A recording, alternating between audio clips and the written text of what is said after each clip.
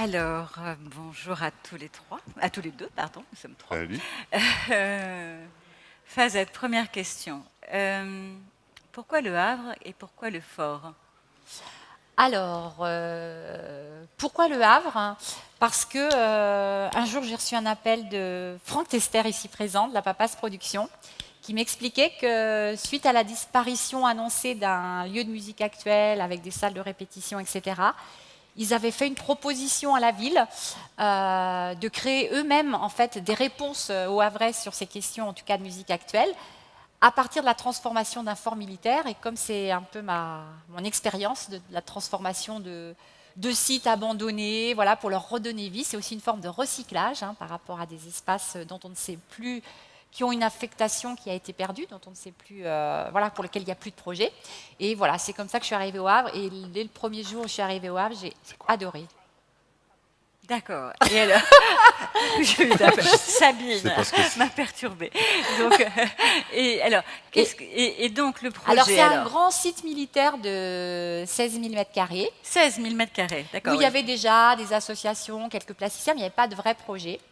Et l'idée, ça a été d'abord, à partir du projet dont va vous parler Franck, d'essayer un peu de commencer à créer une dynamique collective pour voir comment ce lieu pouvait vraiment devenir un vrai lieu de culture du XXIe siècle, pluridisciplinaire.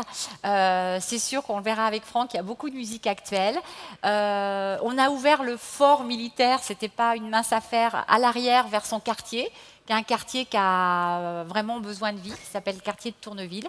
Et voilà, on s'est embarqué dans une aventure qui est toujours en cours.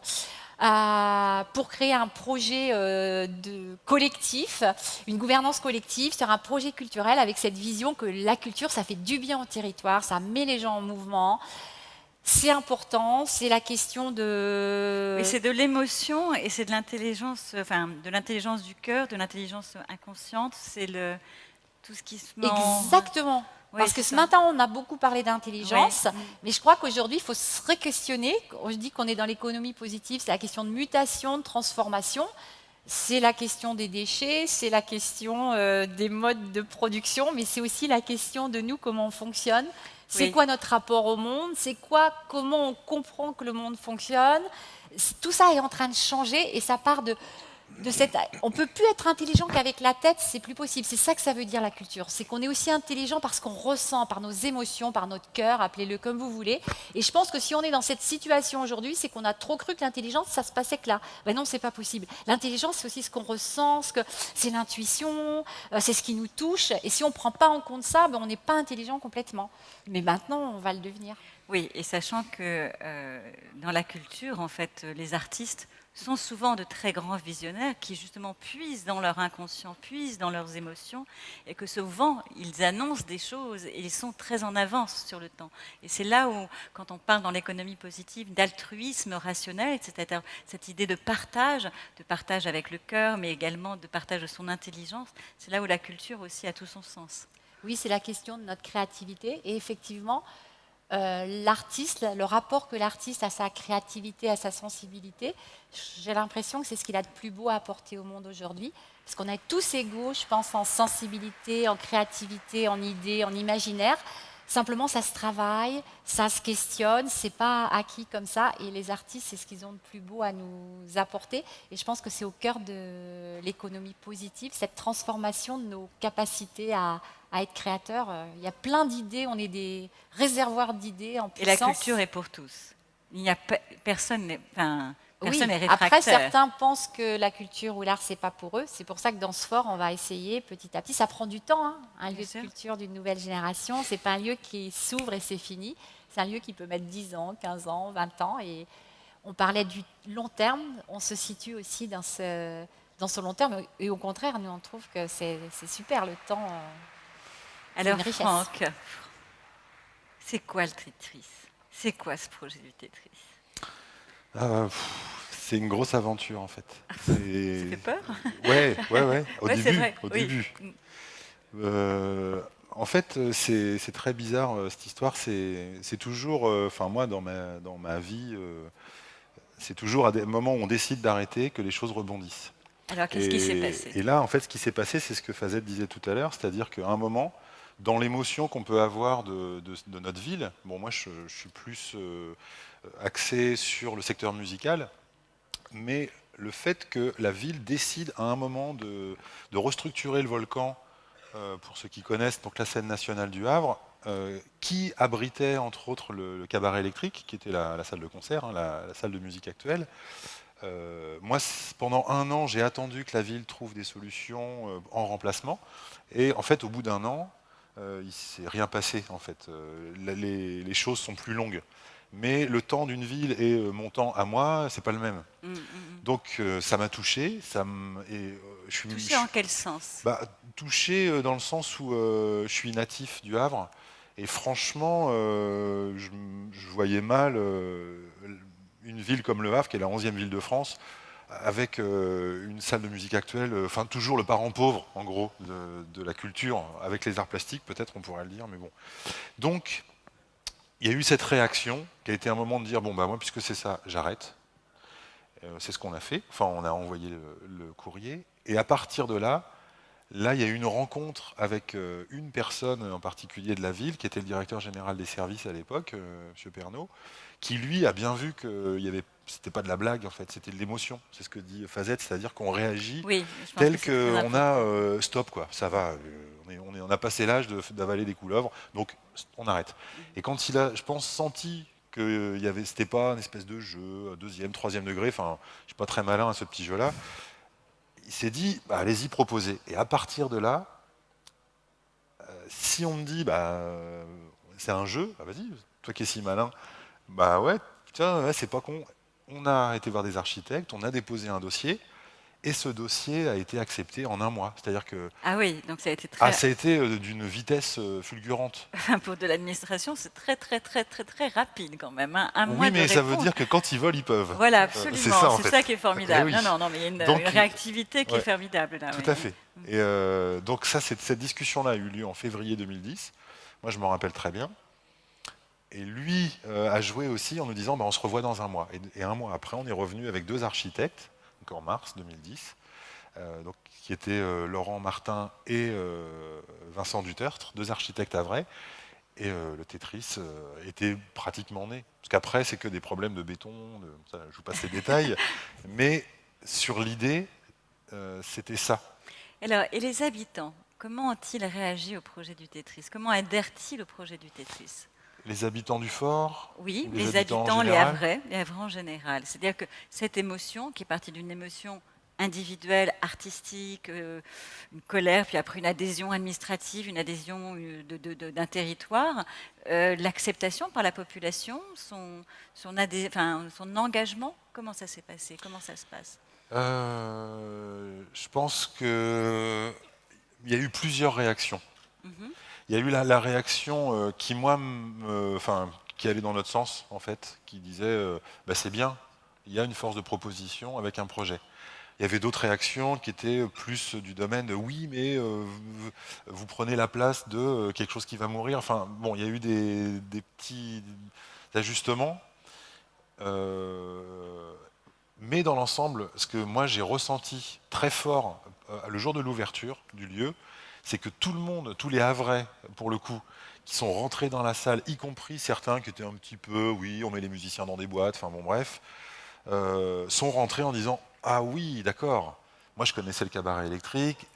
On a construit le Tetris. On a construit une salle qui nous paraît adaptée à l'agglomération. Bien sûr. Et donc, quand les Havrais sont rentrés dans cette salle, enfin moi, je parle pour ceux que je connaissais et que j'ai croisés, tout le monde nous a dit bah merci.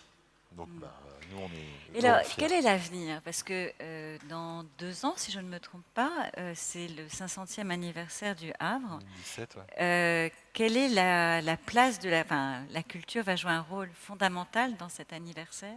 Quel va être votre rôle? Que dire aux jeunes? Pourquoi est-ce que c'est important comment la culture peut être un vecteur de l'économie positive, à la fois en se projetant dans le futur, mais sans oublier le passé?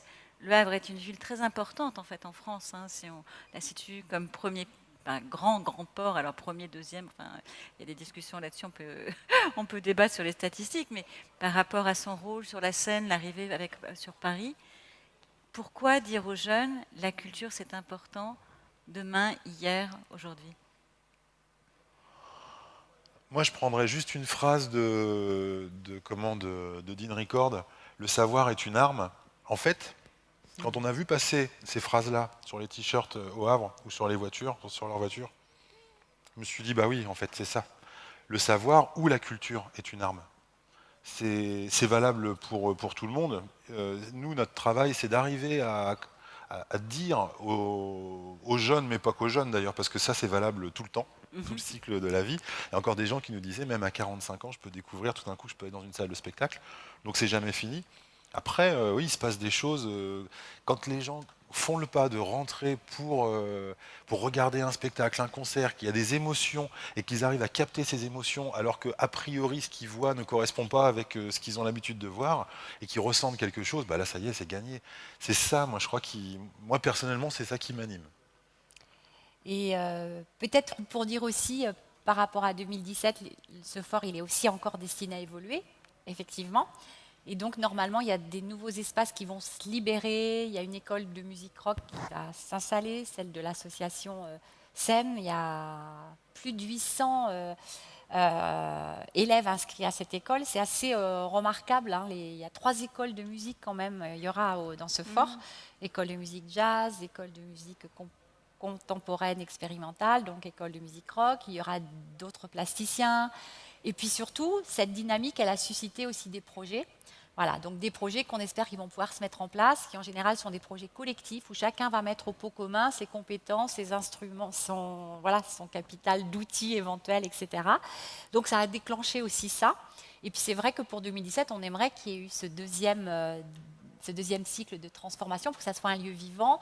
On a imaginé un réaménagement un peu créatif. On voudrait faire avec on aimerait en fait imaginer tous ensemble. On a imaginé C'est qui que tous ensemble? C'est qui tous ensemble? la plupart des gens qui sont sur ce fort actuellement et ceux qui ont peut-être vocation à y venir, et puis d'autres qui sont autour dans la ville et qui adorent, qui pensent que la culture c'est important. On imagine que voilà, ce fort, il peut se transformer. Déjà, il y a un poulailler de quartier qui vient de s'ouvrir dans une caravane vendredi dernier. Que le projet d'aménagement, ça soit vraiment un projet créatif à base de choses quelquefois quotidiennes, simples, à la fois voilà, des animaux, des végétaux, mais aussi des choses qu'on sente que c'est un endroit créatif. Voilà, il y a dans les artistes Lucie et Georges Horta qui sont très présents pendant ce festival. Lucie nous a proposé par exemple de tisser les meurtrières avec des tissus qui pourraient être imperméables. Vous voyez qu'on imagine que ça soit un lieu un peu magique, qui soit convivial, où on puisse venir aussi pour un pique-nique, qui permet des festivals, qui permet des choses toutes simples. Voilà, donc on a tout ce projet d'inventer un réaménagement un peu artistique, inventif. Et par rapport à ce que vous disiez, les jeunes, etc., je pense qu'ils sont déjà nombreux à fréquenter ce fort. Je crois que c'est aussi dans le prolongement de ce que disait Franck. On a envie de dire que voilà, la culture, ça donne envie, ça réveille des idées. Puis en plus, quand on est dans un lieu comme ça, c'est stimulant. Ça donne envie de croire à ces idées. Ça donne envie de croire que ces idées, c'est peut-être quelque chose de réalisable. Moi, je dis souvent dans mon parcours que je suis une rêveuse professionnelle dans la mesure où rêver, c'est pas fleur bleue du tout. La réalité du monde aujourd'hui, je sais pas, c'est quand même beaucoup de pauvreté, beaucoup de différences entre les personnes. Moi, ça me fait pas rêver du tout, quoi. Oui. Donc, du coup, je pense qu'il faut rêver le plus fort possible pour que ça nous donne l'énergie de concrétiser des choses dont on a envie. Et franchement, les artistes, ils nous aident à ça. C'est de l'énergie pour ça. C'est pas pour dire aux jeunes qu'ils vont tous devenir artistes, etc. C'est pas le truc. C'est simplement qu'ils croient en leur potentiel et puis que peut-être l'art les aide aussi à identifier ces capacités qu'ils ont, parce que les idées, il faut les écouter aussi, les idées qu'on a. Donc, c'est tout quelque chose qui nous fait penser que ça réouvre des possibles, mais dans nos têtes et dans notre sensibilité. Et c'est ça la culture, je sais pas, c'est le sentiment d'avoir un futur, quoi. C'est de transformer ces vieilles idées. On va recycler ça aussi, hein. Les idées de ne pas avoir d'espoir, les idées de croire que c'est pas possible. Et voilà, nous on recycle. La culture, ça sert à recycler ça en idées où on se dit être enthousiaste, c'est pas forcément croire que tout est facile, que tout vient comme ça. Être enthousiaste, ça donne de l'énergie pour aller au bout des idées auxquelles on croit. Et en plus, dans un contexte collectif, parce que c'est ça aussi au fort qu'on apprend, c'est que quand on partage, qu'on discute et qu'en plus on est plusieurs à faire les choses, pardon, je parle Ouais. trop, et ben ça rend les choses possibles. Non, mais ce qui vient, moi c'est la deuxième année que je suis le LH Forum, en fait, et le Positive Economy Forum. Je découvre de plus en plus cette ville du Havre, son importance également. C'est une ville d'une extrême, en extrême transformation, très très très vivante. Et je vous remercie infiniment de replacer la culture dans ce sens de laboratoire du Havre. Cette ville a un très très beau futur. Grâce à vous, elle est très animée culturellement. Il va se passer encore beaucoup beaucoup de choses. Effectivement, je conseille à tout le monde d'aller voir les expositions de Lucie et Georges Horta qui sont, si je ne me trompe pas, aidez-moi, au volcan. Au Tetris, Et au Tetris, au portique, voilà. Puis dans tous les drapeaux un petit peu voilà, partout dans la ville. et de multiplier les projets. Chacun a du potentiel. La culture est là aussi pour aider chacun à réaliser son propre potentiel. Je vous remercie infiniment. Le temps court, Merci. donc nous devons enchaîner. Mais merci beaucoup à vous.